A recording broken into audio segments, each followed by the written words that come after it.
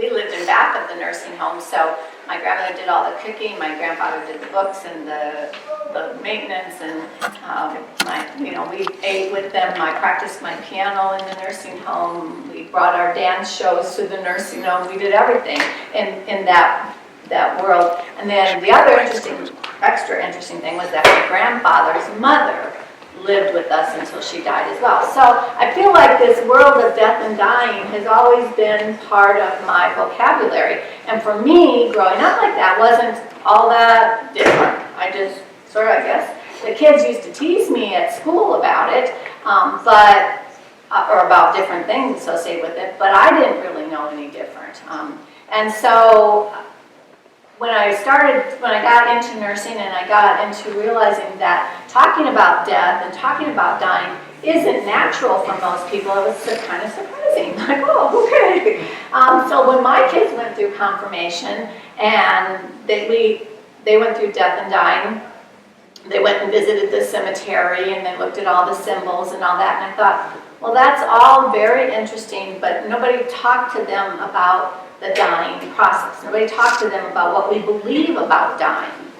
And so, I opened my mouth, and I think I've been doing this ever since, because I rarely can say what other people think, and so that's what I'm going to do today. I'm going to put it out there. I'm going to invite you to think it for yourself. You don't have to believe it just because I say it. So think about what I'm going to bring forth to you today. Feel free to challenge. Feel free to discuss. I have an outline, but we'll flow with that, and I'm totally open to that process. The first thing I want to say about dying is that everything that was created to live is also created to die. And people get all upset when their houseplants die, but they have a natural life cycle. My spathiphyllum, which has the beautiful white flowers, it's been going about 12 years, and it's gone, but I haven't gotten rid of it because I like it, I love it, I'm attached to it, right? Cactuses have a life cycle, beetles, animals in nature, forests have a life cycle.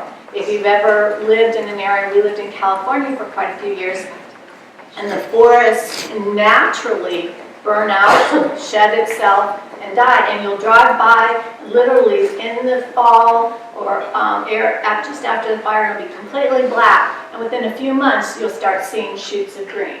They just naturally regenerate and come back. Seas and lakes have natural life cycles where they're alive, they're breeding, they're bringing fish and bacteria and all kinds of things into the water itself. And yet it has a life cycle where it will die off and then start to come back again. So that guiding belief for me is the most important thing that I hang on to.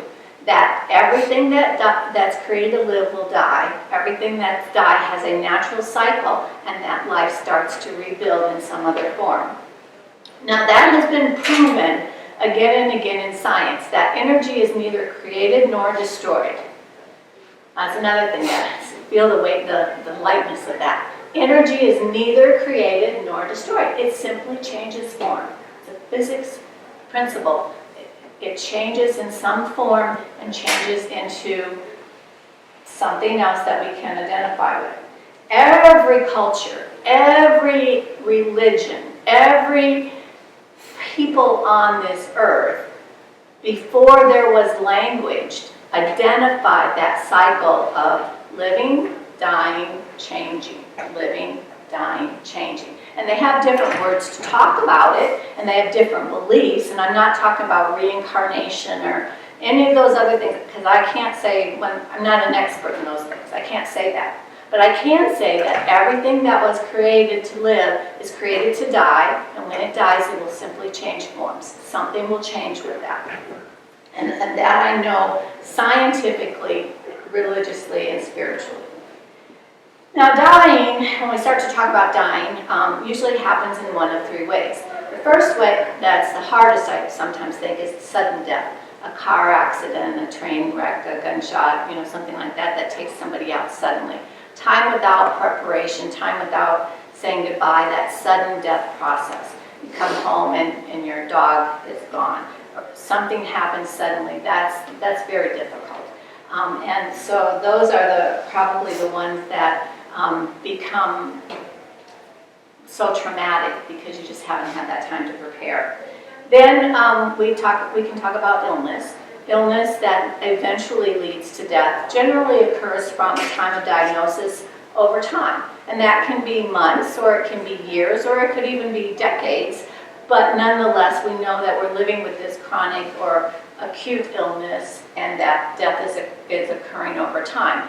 That type of death gives you a lot more time to prepare, a lot more time to talk, a lot more time to question if you want to. But of course, a lot of people don't want to talk about that, don't want to admit that eventuality. And so then that becomes another issue to address based on your personal preferences. And then my favorite, the old age.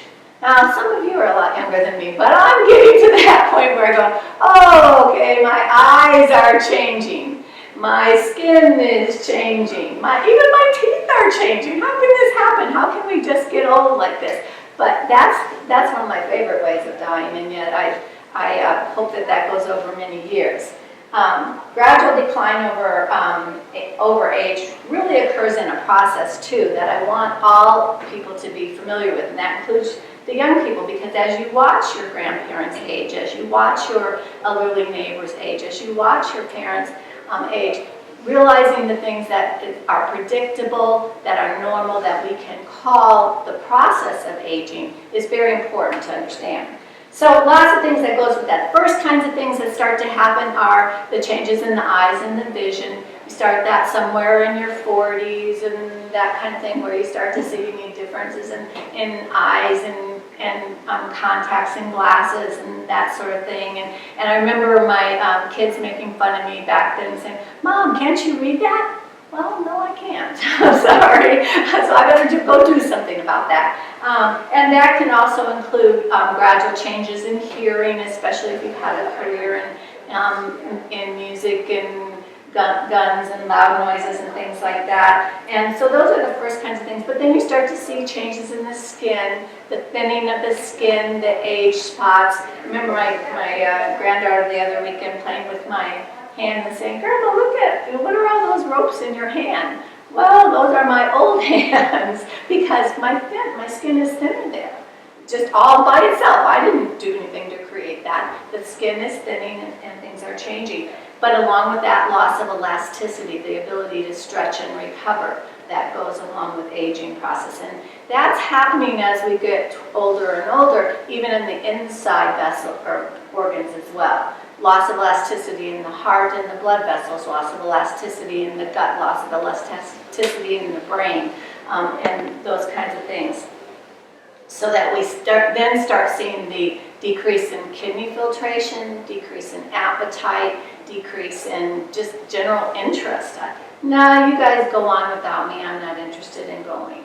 And that's really hard on families. Don't give up, come with us, we want you to come. And so they drag somebody out to participate because it's important to the family. I want you to realize and to understand that aging process is no right way or wrong way. Some people will stay very active, be very interested, and go and go and go all till their very last day. But some people will want to become more reflective and become more involved in the things that matter to them than the outside world. And that's a normal part of aging. That doesn't mean there's anything wrong with them as they age. Questions so far? All right, well, the dying process then, as we're aging, I hate to think of it that way, but as we're aging, the process of dying starts to have a natural progression in the body. And one of the first things that happens, as I said earlier, is that people start to detach from the world. They want to spend more time self-reflecting. This can happen after a diagnosis, it can happen after an accident, it can happen with an illness, but start reliving those memories that added value and joy to their life. And it's helpful for people if they have someone who can listen to that. Sometimes it's a friend, sometimes it's a family member, Sometimes people like to write it and put it in a book or a journal. But reliving those memories and things that happened that added such joy to their life is really an important thing to share with people as they're in that part of their life. Some of them will want to talk a lot about it, and some of them will not want to talk at all. So again, it's forcing, or not. It's not forcing, but it's participating when they want to share. One of the things that, as I grew up, and then as my own grandmother and my own mother died, and my mother-in-law, was that they would start to talk about people that was in their life as if they were in the room with them, or as if they were living now. For instance, my mom said one time, scared me, she said, I have an appointment at 2 o'clock with Glenn. Now, Glenn was my brother-in-law who was killed by a truck 10 years or more before my mom died. And she had an appointment at 2 o'clock with Glenn. Okay, so what are you going to do with Glenn? How, should we get some lunch and have lunch ready, or what? I'm just kind of rolling with it. And she says, oh no, he doesn't need anymore. He just wants to come and see me. Okay. Now, is that confusion? Some people in healthcare would say they're confused. Some people in religion and spirituality would say that they're starting to have communion with those saints that have gone on before us.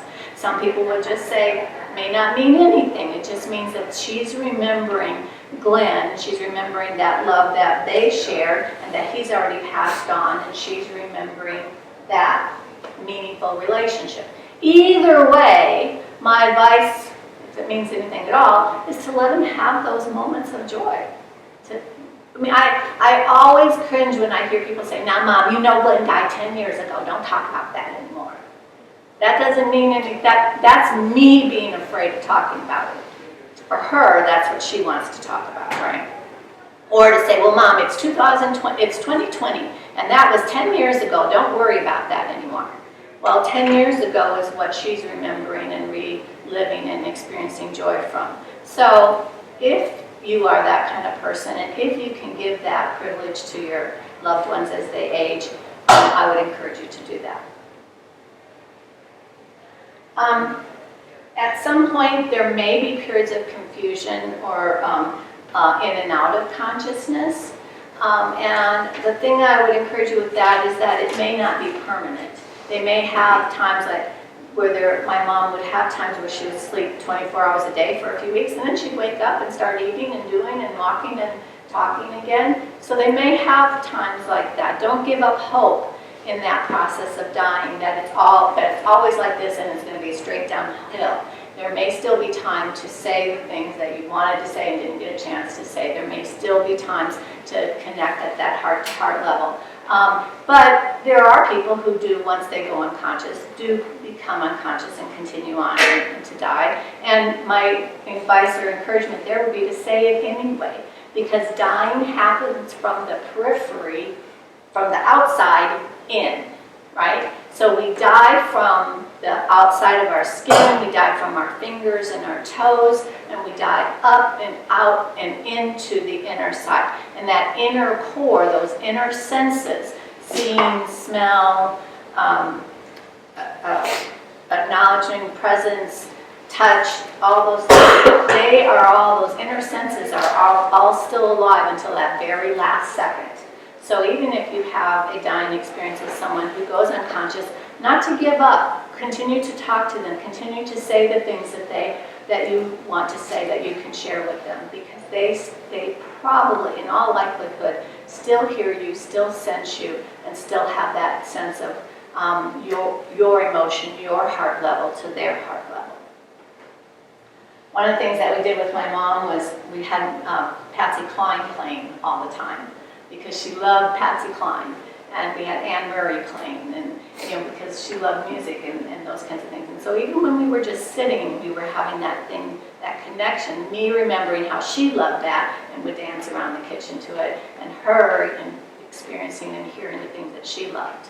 So sharing those kinds of things with people as they're passing is important. Remember too that even if they don't wake up and acknowledge you, that there may still be, there likely is still that acknowledgement in their center and in their core. And people will say later about, they were crying or saying goodbye, and mom suddenly opened her eyes and just stared at them. She didn't have the ability to speak, but she let them know that she saw them, she was with them. My own mom had been gone for several days, and they told us that the end was near. And she woke up and said, "I just want to thank you for doing such a good job." After several days. So again, don't give up hope. Don't feel like it's gone, that there's nothing, there's no way to connect with them. Keep that connection heart to heart. And then there is the brain's ultimate gift just before the process of death, just before death. The brain opens up and floods the brain with endorphins. Now, endorphins are the feel-good chemicals, the chemicals that make you feel happy, the chemicals that eradicate pain, the chemicals that make you feel loved and secure. So at that moment of death, the brain just opens up and floods itself. So we know, we can show you on EEG, we can show you on PET scan, we can show you on all kinds of MRIs, we can show you how the brain lights up. And we know that death doesn't hurt. It's not painful to die, because the brain has given us this ultimate gift of the endorphins. And that in that process of that moment of dying, that they're feeling totally loved. At that point, we start what's called clinical death versus pronounced death. Clinical death is the time from the time that the heart stops, the breathing ceases, the brain stops firing for 4 to 6 minutes until there is no realistic chance of bringing them back to life again. After about 10 minutes without intervention, no CPR, no drugs, no other things, then they're going to pronounce death. Pronounced death is the final death.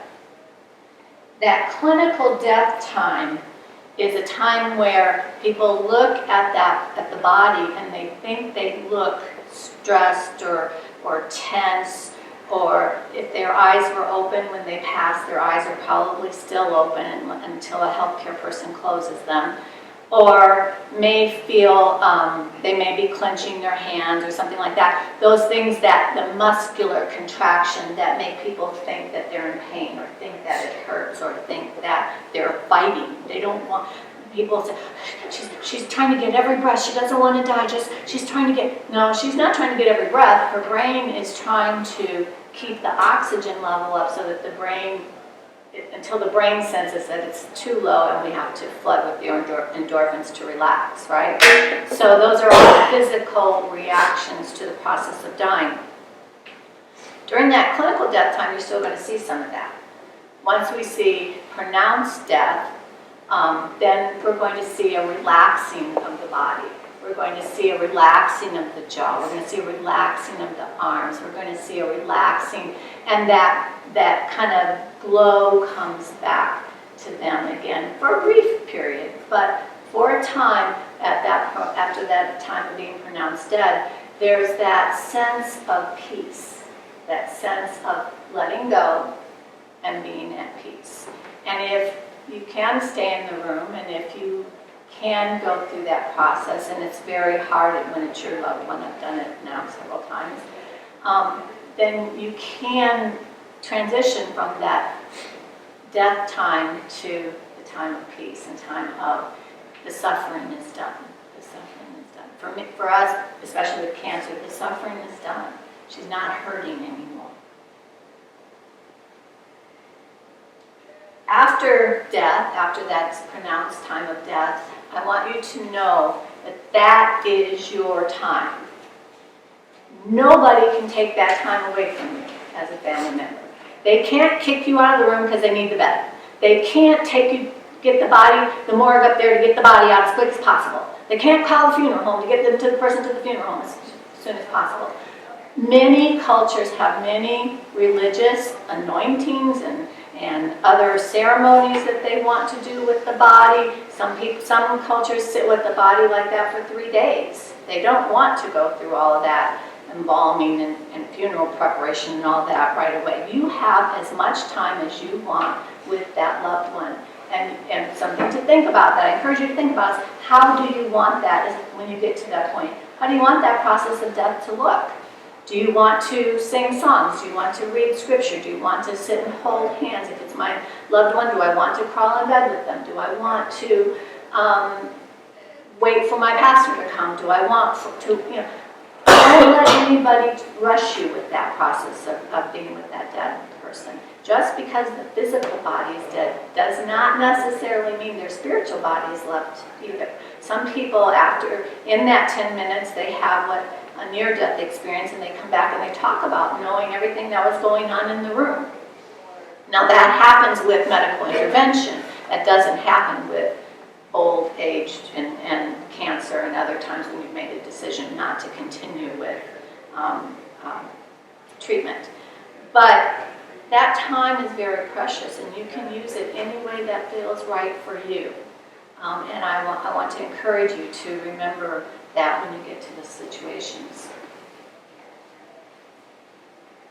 Questions about how we die, the process of dying? Yes? I actually have a question, because my dad passed away 2.5 years ago, and I had been down there, but I had come home. And so when my mom got that call, she was by herself at home. He was in a nursing facility, recovering from a broken hip. And my husband happened to be down there also because his father had a stroke, but he was in one town. And so by the time he got over to my mom, and they told her, take your time, whenever you can get here, it's fine. It was about 5 hours later, and he was still warm. So how does that fall in there? Because I always thought that, once you're gone by 5 hours, he would have been cold, but he was still warm to the touch when she went down to give him a kiss. So. Well, I guess I didn't say, I often do include in that about temperature regulation is one of the things that happens in the dying process when they're getting ready to die. They'll have high fevers. My mom was 106 at one point, and then the next time they'll be low. They'll be down in the 94 range and putting them on a cooling blanket. And they'll be high, and they'll be low, and they'll high. And so they have these wide fluctuations in temperatures.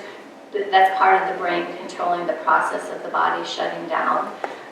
And people think of the warmth of the body being because the heart continues to circulate and pump warm blood. And most of the time, that's true.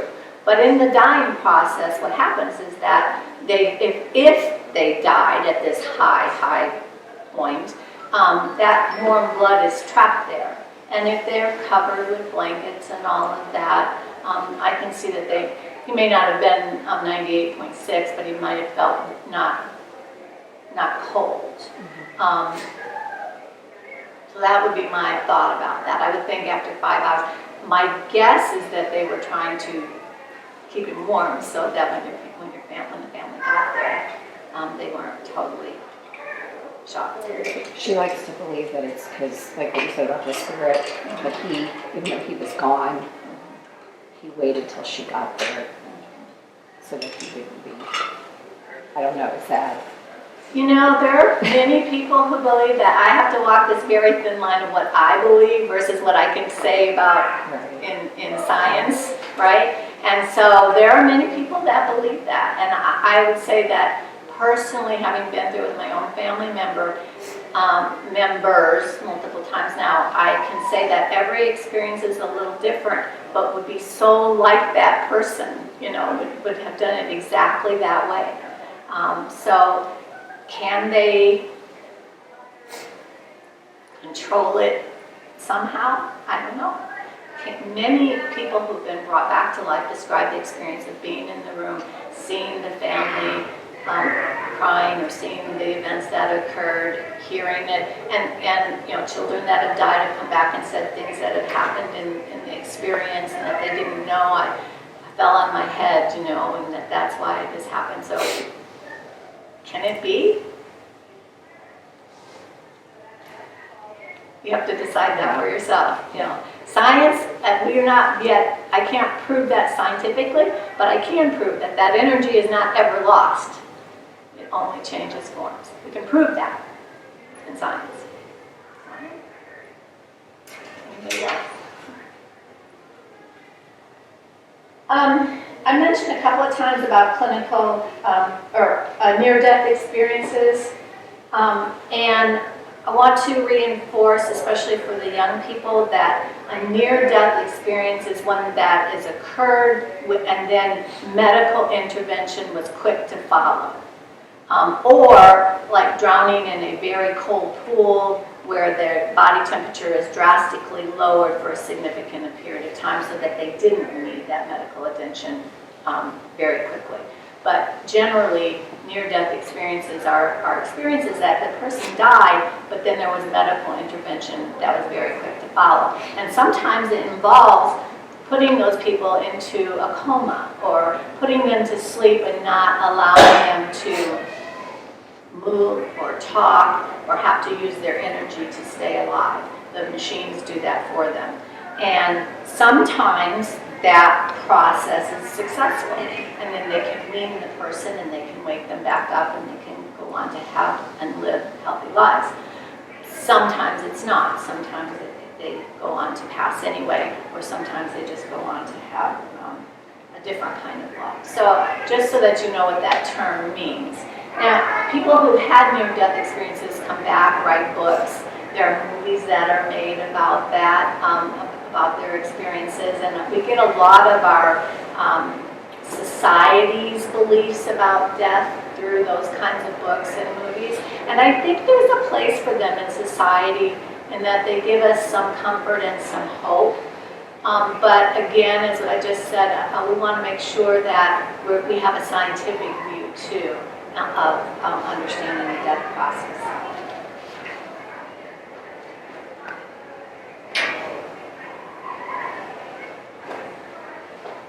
I want to spend just a minute talking about religious views of death, because though I'm not a pastor and I don't pretend to be, having had to face this situation a number of times in our lives now, relying on my religious beliefs, even as a young child, relying on my religious beliefs about death has been really important for me.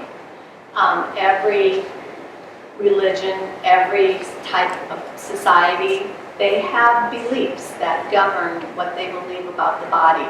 Even in Jesus' time, as we go into Lent, the bodies were anointed, they were wrapped, the tomb was closed. And all of that was because of their religious beliefs about what to do with the body after death and the process of death. But I'm going to share with you just a few of the scriptural things that have kind of helped me understand or accept this process of death. And the first one that I remember when I was very young, I remember going to church and them saying, God has numbered your days and numbered the hairs on your head, and He has accounted for all the days of your life. And I used to think, He knows how many hairs I have on my head even when I was very young, right? God's numbered my days. Well, is it going to be 6,661 or is it going to be 60,000? How many days am I going to have? I don't know. But I learned as a young child to trust God's numbered those days. He's numbered the hairs on my head. He calls me His own. My days of life or death are His. And so that's given me a great deal of comfort. As Christians, we believe that the soul is separate from our earthly body.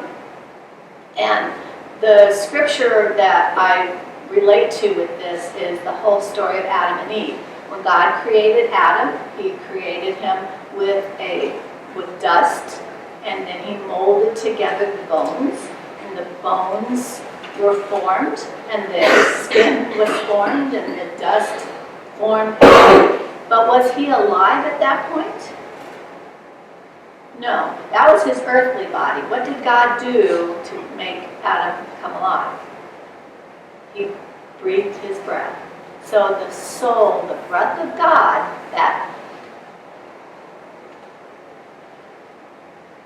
came from God. We are both a creation of earthly blood, body, and bones, and the inner soul, which is literally the breath of God when we take our first breath. And our body may decay, but our soul came from God, is God, and will return to God. God didn't die. God never dies. God never changes. What was God is God and will return to God.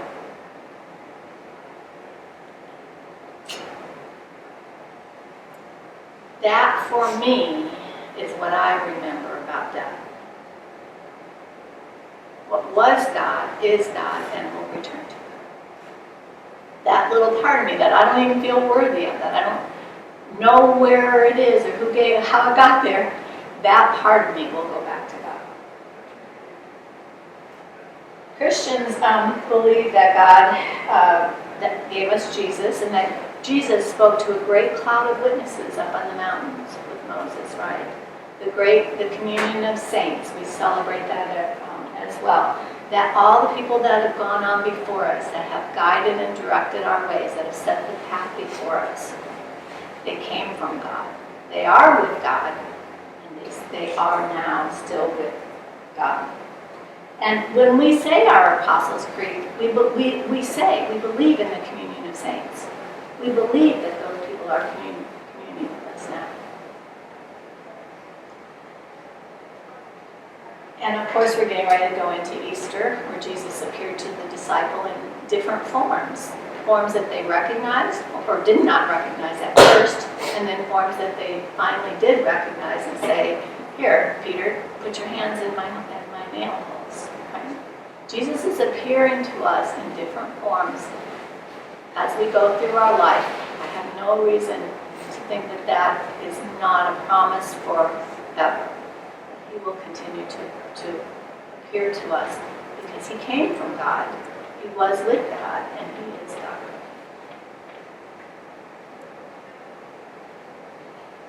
Many Christians have different beliefs or images of how they think about God. You know, I think when I was little, I used to think about God in a rocking chair. Some people think of God as wind or light or movement or other images. Whatever image gives you that comfort of connecting with the holy, I think is a good image to keep in mind when you're thinking about death. As we were on an Alaskan cruise 2 summers ago, and as we sat to watch the northern lights, and watching the lights come across and change into these brilliant colors, and then move on and change again, and move on and change again, that's what came to my mind, is that energy, that electricity, that light, that beauty, that love that comes from God, comes, changes, changes. What was God is God and will always be God. I'm going to leave you with the last thought. Death is not the end. It's a change in form. It's hard. It's emotional. I don't want my parents to go. I don't want my dog to go. We can grieve. We can be sad. We can try to understand the loss that person leaves in our family or in our world and in our society. But it's not the end. And so I would encourage you to find ways to continue to honor your loved ones after they pass. There's lots of ways to do that. Some people plant a tree. One of the things I do, my mom loved cherry cheesecake at Christmas. And every Christmas, no matter what, I have to make a cherry cheesecake. And every time I bring it out, I say, I've got a quarter if they remember whose favorite dessert was cherry cheesecake. And everyone in Union says, Grandma Akers. Everybody knows, right? my mom, these are my experiences, but my mom loved jade. And so she's got all these little jade figurines that are supposed to go to my son when he gets a house and is ready for them. But right now, they're on my shelf. So every time he comes in, we come by that entryway in the hall, and I say, don't remember, these are these are for you from Grandma Acres. Or don't forget, these are for you from Grandma Acres. Just that little remembrance. We don't have to not talk about her. We don't have to work to not be without her. We can include a place. Some people include an extra place at the table. Some people have a spiritual devotion that they include that was a favorite of a family member's, or your dog, keeping a picture of your dog. Some people do scrapbooks. One of the things that we do at school when children lose their parents is we give them a little box, and they can write their memories and put their memories in the box because they're afraid they'll forget them. Or we can put pictures of the parent and the child in that box because we're afraid we'll forget them, right? And that's the big fear, that I'll forget and that life will go on and this person won't have mattered. So find a way to matter. Find a way to include that and make that matter, whatever it is. If it's your turtle or your dog or your best friend or your grandparent or whatever it is, that person lived, was from God, and mattered. And you can and find ways to include them and remember them as long as you two live.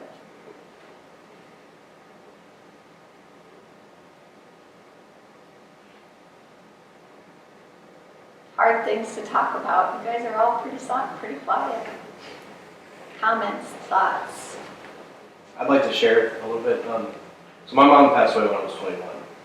And you talk a lot about carrying those people with you. And my mom wasn't there for me to graduate college, get married, all 4 kids we've had, but she was there. And it's important to recognize that and keep those memories there. Mm-hmm. Absolutely. I've heard of people wearing a little pin that their mom gave them, or a little, a yellow ribbon, or something that reminded them of their parent being physically present with them in these occasions. Yeah, good. When my daughter got married, we had my mom had a gold brooch heart, and she carried it in her bouquet, her wedding bouquet. She had one for Grandma Acres and one for Grandma Zuzowska. Both passed. Create space for them. You don't have to leave them behind. It's also fun because my middle child, she looks exactly like my mom did at that age too, so it's kind of funny. Isn't that nice?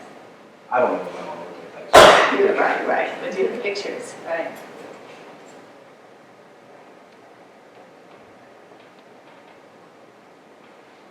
Have you ever heard of anyone while they were passing say anything related to heaven?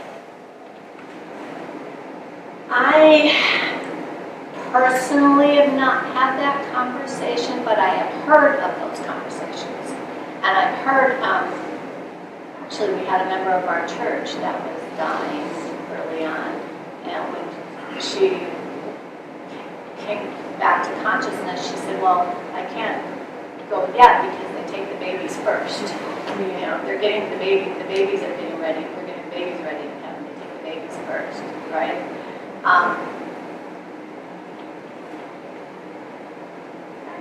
So my dad fell on June 24th, and then he broke his hip, and they did his hip surgery 48 hours later. And the next morning, my mom and I went up to the hospital, and they said, oh, we're so glad you're here. They're taking him to ICU because his blood pressure is dropping. We can't keep it up. We have to put the pressors on him for the blood pressure. And so they had taken him to ICU, and on the 27th, the doctor came in and said, you know, the next 48 hours, he's going to show us which way this is going to go. And I was like, I'm supposed to go home tomorrow. And he and the interns behind him were all going, wouldn't go. So, Ellen and I stayed, and we came home on July 10th. And in that time, a few days after that, he had had a heart surgery the August before, and there were complications that his kidney shut down. He had the what they call TAVR, where they go through the line to replace the aorta valve. And so we had that on Monday. He was supposed to go home on a Wednesday. Complications were his kidneys shut down. And he went on 3 days of dialysis. So that was part of the blood pressure issue after he fell. But anyway, they were getting ready to start dialysis. And my mom and I always waited around until they, 30, 45 minutes, and then we would go home because it would take 4 or 5 hours to do that treatment. And we were getting ready to leave, and the nurse stopped us. And she asked us, she said, what are your plans for him? What are you thinking? And we're like, well, he's going to get better, and we're going to take him, he's going to go to rehab for his hip, and he's going to go home. And she said, I saw that I'm stepping out of my nurse's position and stepping into the position that I've gone through this, and my job is to take him off those pressers. I can't get him off the pressers. He's gonna go. So we cried the whole way home that, please, I had to tell my sister and everybody, and we got back to the hospital, and he was talking, and he was bright as could be, and everything just changed. He progressed and went to the progressive unit, and then went to the rehab on July 14th, and then 7 days later he passed away. But after he had that moment, after he gone to it, they moved him to another room, and my mom and I walked in. He said to us, he said, they can see everything and they can hear everything. And we're like, okay, yeah, we're like, okay. And prior to that, right before he started that dialysis, where the nurse talked to us about the 48 hours, he said to us, Jesus Christ is my Savior. And we said, yeah, he is. And then the nurse talked to us, and then he had the dialysis, and then he was up and perky and chipper and, all of that. And then they moved him into a room, and that's when he said he can hear and see everything. They can hear and see everything. And we're like, okay.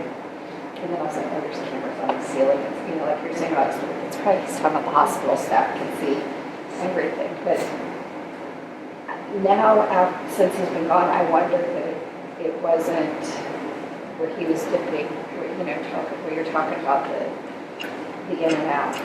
And then he told my mom over to the vet. He would call me over and say, do this. And I said, okay. That's right. That's what you do with something. 30 minutes later, do this.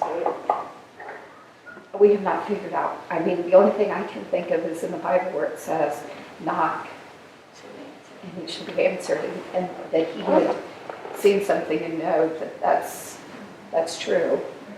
And then after that, he said, I'm a liar. And my mom said, you're a liar? And he's like, yeah. She said, well, what did you lie about?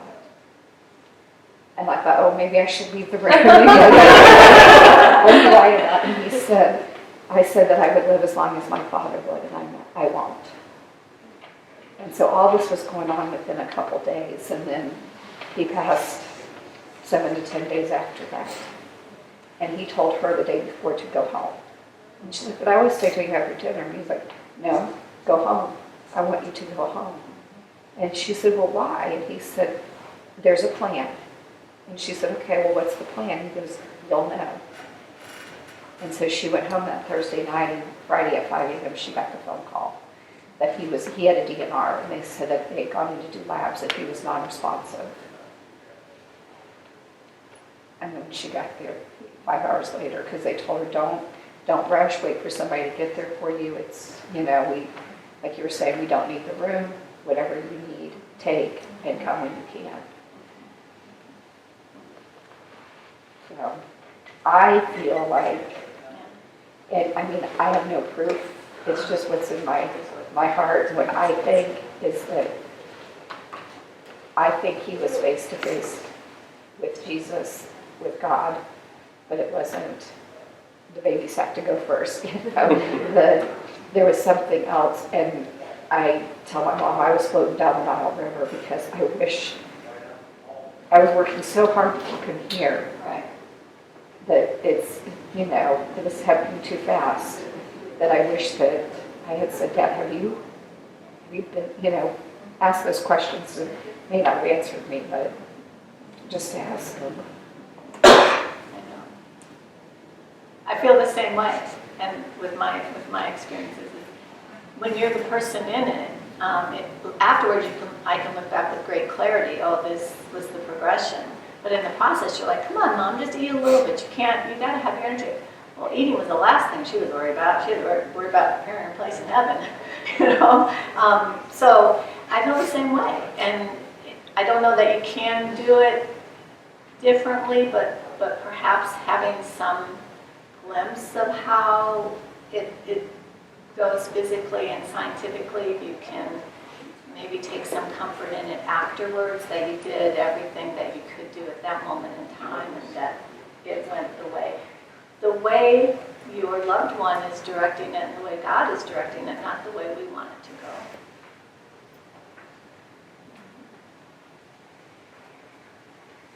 And I know hospice nurses that talk about all the time, every death experience is different.